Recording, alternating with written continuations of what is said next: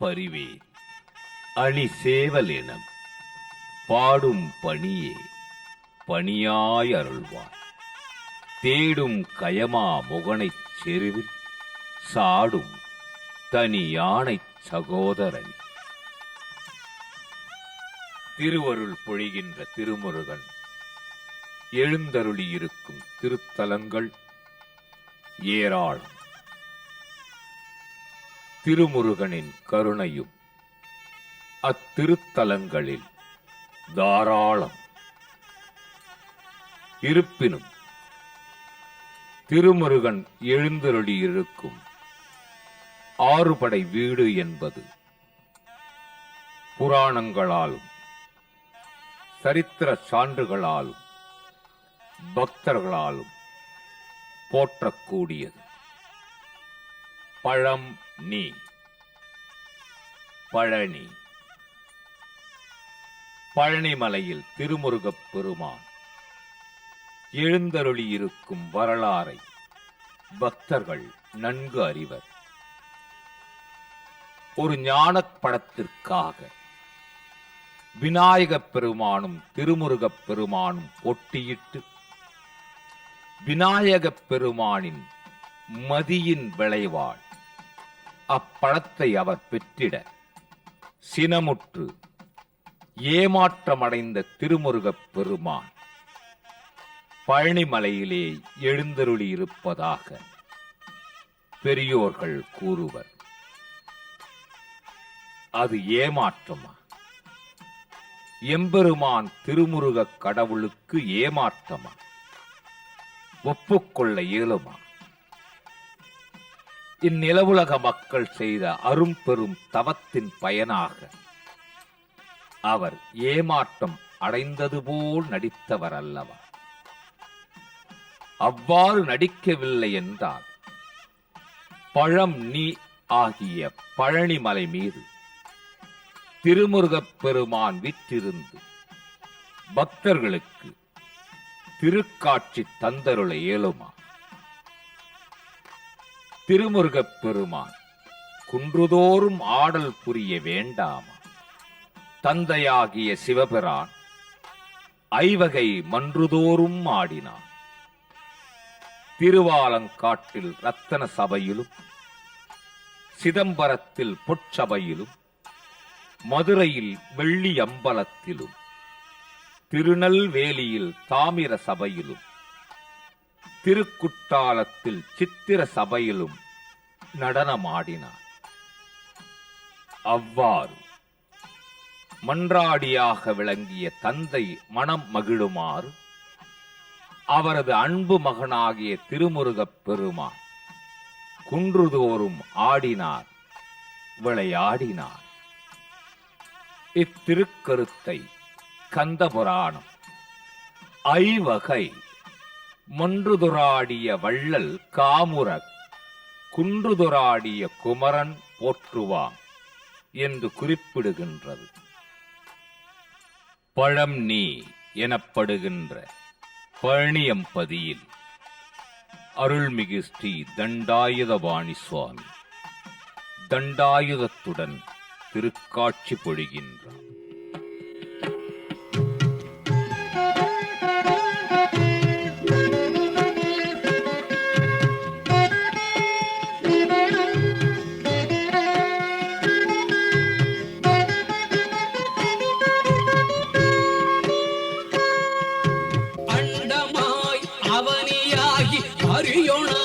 பொருளதாகி தொண்டர்கள் குருவுமாகி புகழறு தெய்வமாய்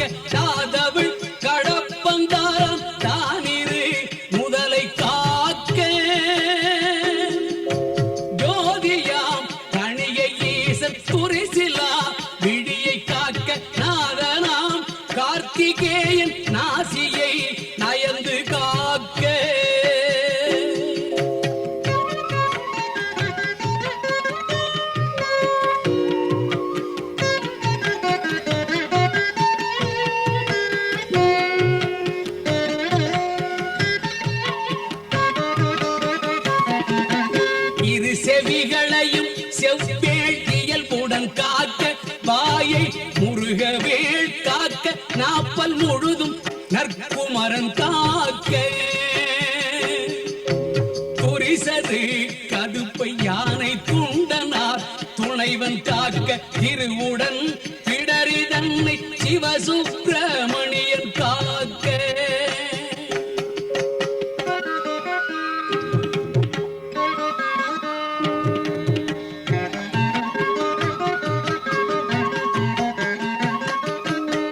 ஈசனாம் பாகுலேயன் எனது கந்தரத்தை காக்க கேசுரு தோல் விழாவும் திருமகள் மருகன் காக்க ஆசிலா மார்பை ஈராராயுதன் காக்க என்றன் ஏசிலா புழங்கை தன்னை காக்க பழனிமலையின் கீழே இருக்கும் திருத்தலம் திருவாவினன்குடி. திரு ஆ இனன் கு தி என்று இத்தொடரை பிரித்து அனுபவிக்க வேண்டும்.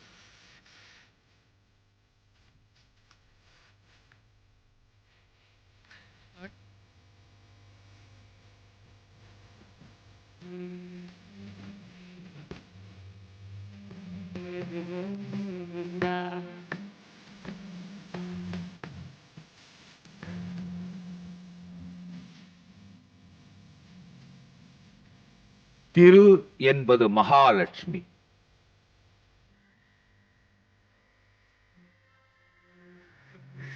ஆ என்பது காமதேனுவாகிய பசு. இனம் என்பது கதிரவன். கு என்பது பூமி. டி என்பது அக்கினி.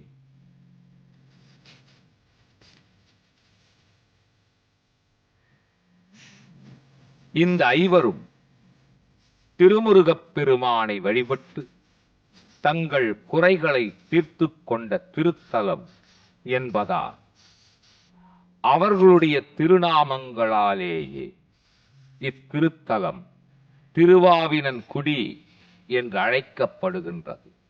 முன்னர் ஒரு முறை மகாவிஷ்ணுவால் புறக்கணிக்கப்பட்ட மகாலட்சுமியும் பூமி தேவியும் விஸ்வாமித்திர முனிவரின் படையை வென்ற அகங்காரத்தால் தன் வலிமையை இழந்த காமதேனுவும் தன்னால்தான் உயிர்கள் அனைத்தும் வாழ்கின்றன என்றெண்ணி அகங்காரம் அடைந்த காரணத்தால் சிவபிரானது சாபத்திற்காலான கதிரவனும் தட்சனது யாகத்தில் கலந்து கொண்ட காரணத்தால் வீரபத்திர மூர்த்தியால் தண்டிக்கப் பெற்று வலியிழந்த அக்னி தேவனும் தவம் செய்த திருத்தலம். அசுரன் சூரபதுமனின் ஆசிரியனாக இருந்தவன் இடும்பன். இடும்பன் அகத்திய முனிவரிடம் வந்து சீடனாக அமர்ந்தவன்.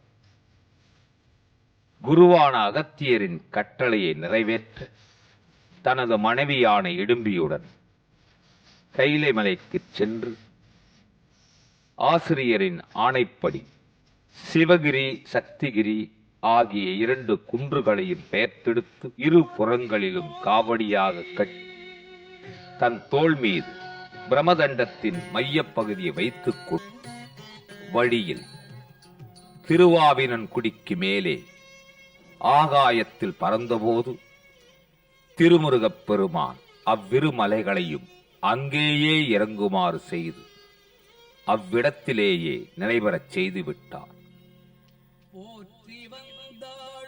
தன்னை அறியாமல் தரையில் இறங்கிய இடும்பன் தன் பலம் மட்டும் முயன்று பார்த்தும் அப்பிரமதண்டத்தின் ஓரங்களில் கட்டிய மலைகளை அசைக்க முடியவில்லை. திருமுருகப் பெருமான் ஓர் அழகிய இளவரசரின் உருவுடன் ஒரு குதிரை மீது வந்து திருவாவினன்குடி கோயிலுக்கு வந்து இளைப்பாறி செல்லும்படி அருள்பாலித்தருளினார். சிவகுன்றின் மீது ஒரு அழகிய சிறுவன் கோவணத்துடன் தண்டு கொண்டு ஆண்டியின் உருவில் நிற்பதைக் கண்டான் இடும்பன்.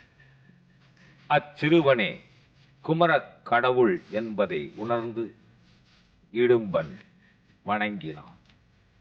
அகத்தியரும் திருமுருகப் பெருமானின் திருவிளையாடலை உணர்ந்து அங்கே வந்து திருமுருகப் பெருமானை வணங்கினார்.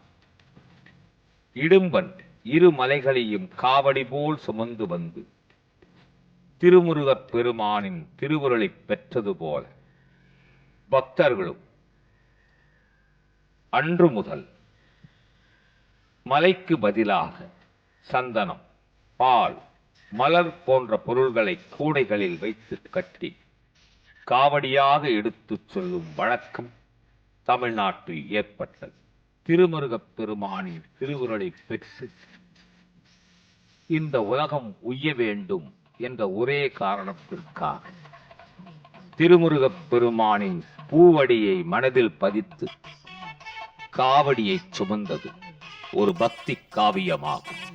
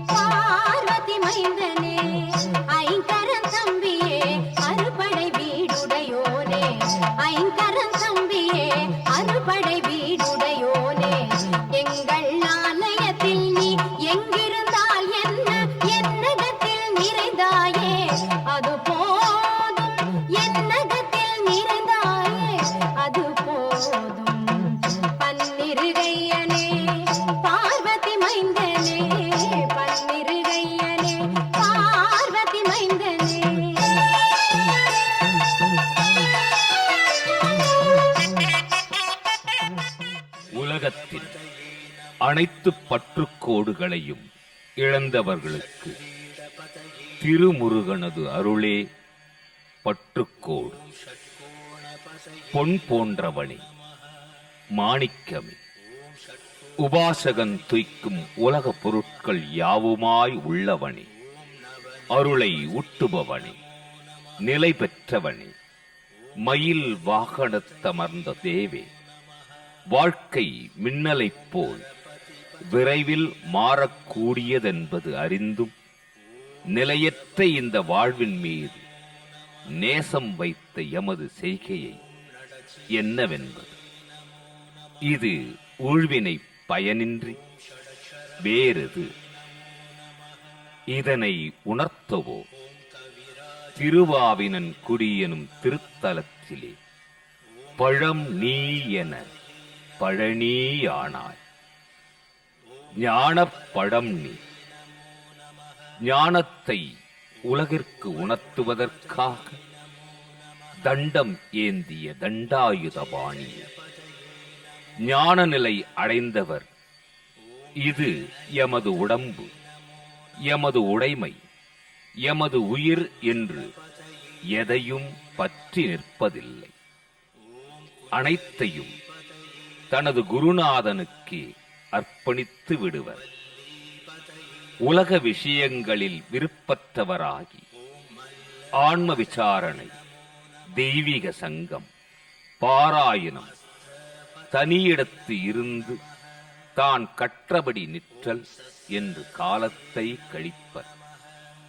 இதுவே அருள் வாழ்வு.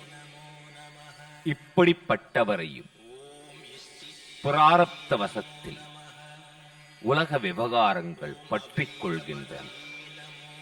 இந்த வாழ்வு நிலையாமல் இதனை உணர்த்தி உலகத்தில் உள்ள பக்தர்களுக்கு எச்சரிக்கை செய்யவே பழம் நீ ஆனவன். மனம் திரும்ப திரும்ப செக்கு மாடு போல வாழ்வையே சுற்றி வருகின்றது. இது ஊழ்வினை. இந்த ஊழ்வினையை அகற்றுவதற்காக அன்பார்ந்த பக்தர்களுக்கு அருள் பாலித்தருளுவதற்காக ஞானப் பழமான ஞான சிகாமணியே, திருமுருகன் ஒருவரே நிலையானவர். திருமுருகனிடம் பரிபூரண பக்தி செலுத்துதல் வேண்டும்.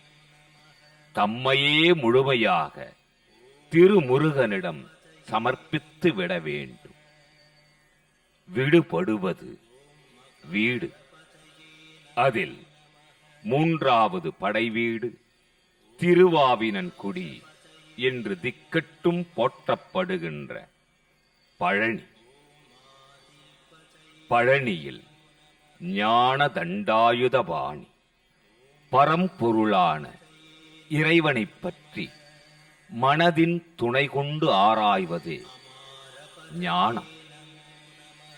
ஞானத்தை நல்குபவன் கந்தன். கந்தன் பகையாற்றலை வற்றச் செய்பவன். காம, குரோத, லோப, மோக, மத, மாச்சரியங்கள் என 6 பகைவர்களை ஆறுமுகன் அழிப்பான். ஆறுமுகமே ஒரு முகமாய் அமைந்தது பழனி. அழகான வடிவம் திருமுருகன் திருவுருவம்.